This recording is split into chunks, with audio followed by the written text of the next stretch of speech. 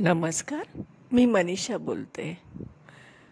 बऱ्याच दिवसानंतर आज मला व्हिडिओ बनवायला वेळ मिळाला.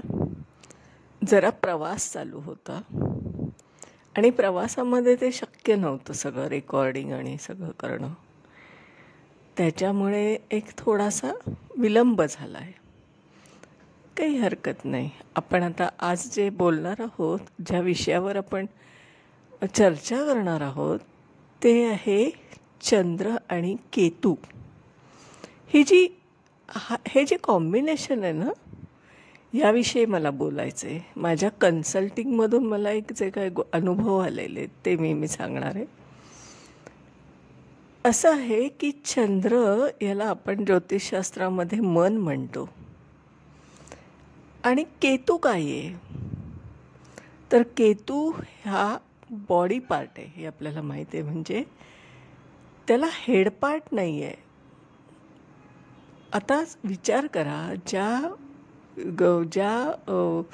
याला हेडपार्ट नसेल तर त्याला पंचेंद्रिय नाहीत.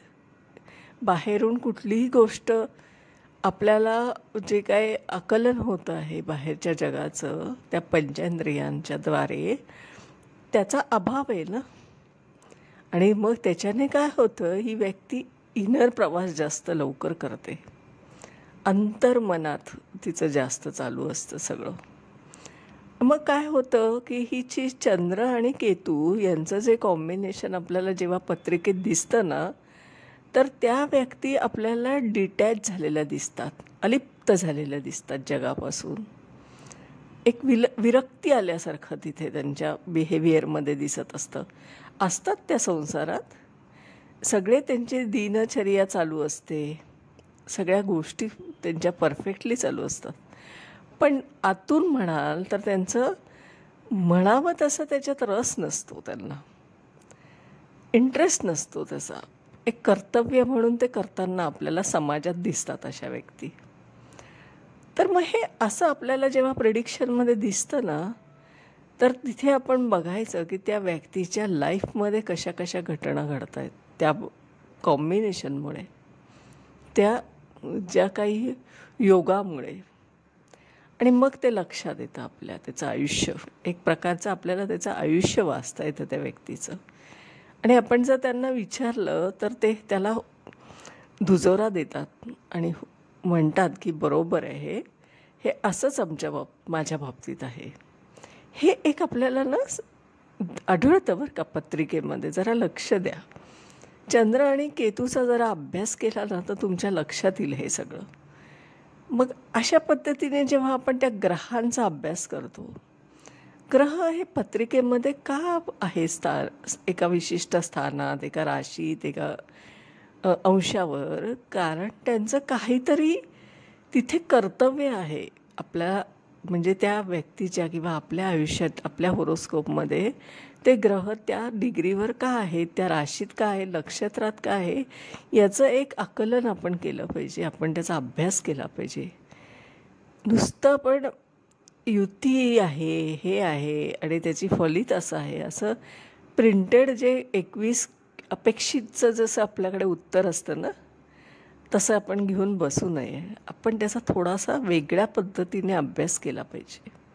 हे असे जेव्हा आपण ग्रहांचा अभ्यास करायला लागतो ना, स्वतंत्रपणे विचार करायचा प्रत्येक ग्रहाचा, आणि मग त्याचं असलेल्या दुसऱ्या ग्रहाशी नातं काय, ते पूर्ण तुम्हाला ती गुंफण दिसून येते की जेव्हा ते ग्रह एकमेकांशी कसे कनेक्ट होतात आणि ते कर्म कसं दिसतं आपल्याला त्या व्यक्तीचं, हे तिथून रिफ्लेक्ट होत असतं. तर अशा पद्धतीने एक अभ्यासाची आपली दिशा असायला हवी. आणि आपण असा अभ्यास जर केला तर आपल्याला वेगळं काहीतरी आढळेल असं मला वाटतं. मला तरी ते तसं अनुभवास येत आहे, म्हणून मी हा सांगण्याचा आजचा प्रयत्न केला आहे. तर मी आहे सौ मनीषा प्रदीप चव्हाण. मी आदित्य गार्डन सिटी, वारजे, पुणे येथे राहते. माझा मोबाईल नंबर आहे 9763787646. आपण आपल्या जन्मपत्रिकेचं विश्लेषण करून आपल्या प्रश्नाची उत्तरं मी आपल्याला देऊ शकते. हा एक अनुभव तुम्ही घेऊन बघात की तुमच्या पत्रिकेमधले तुमचं आयुष्य, तुमच्या आत्ताच्या घटना, पुढे येऊ घातलेल्या घटना यांचा सगळा जो आहे तो सारासार विचार करून अभ्यासपूर्वक उत्तर देते आणि त्याचे सगळे रिव्ह्यू तुम्हाला गुगल रिव्ह्यूवर दिसतील. तुम्ही त्याच्यावरून कन्फर्म करू शकता आणि हा एक अनुभव घेऊ शकता. तसेच माझे ज्योतिषशास्त्राचे प्रिडिक्शनचे क्लासेस आहेत. प्रिडिक्शन म्हणजे काय? फलित तंत्र. कशा पद्धतीने आपण कुंडली सोडवली पाहिजे आणि त्याची उत्तरं शोधली पाहिजे, हे एक प्रकारचं टेक्निक आहे. ते आपण शिकलं पाहिजे आणि त्याच्यामुळे आपल्याला ते फलित करण्याचा एक आनंद मिळतो. नुसती थिअरीचा अभ्यास करून थांबलात तर तुम्हाला ज्योतिषशास्त्राचं आकलन होणार नाही. त्याच्याद्वारे आपल्याला उत्तरं शोधता आली पाहिजे. हा एक महत्त्वाचा मुद्दा आहे. तर तुम्ही दोन्ही माझ्या सेवेचे फायदा घ्यावा. संधी आहे उपलब्ध.